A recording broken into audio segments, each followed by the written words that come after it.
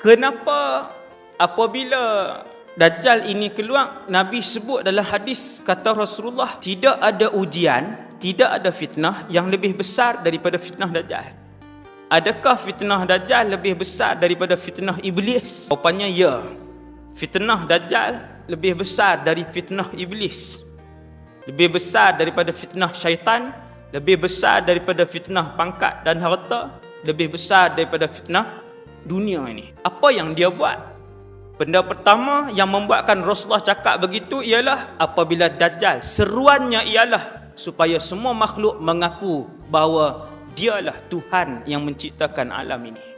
Tambah pula yang keduanya, bila dia suruh orang mengaku dia Tuhan, Iblis pun tak pernah mai kat kita beritahu kata aku Tuhan. Iblis tak pernah mengaku.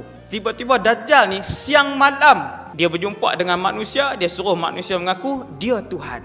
Yang kedua pula, Dajjal ini dia tidak datang melalui bisikan seperti Iblis dan syaitan. Iblis dia mai bisik, dia mai wah-wah dia hati sebagainya. Dajjal dia jumpa macam ni, berdepan, dan kemudian dia paksa untuk kita mengaku.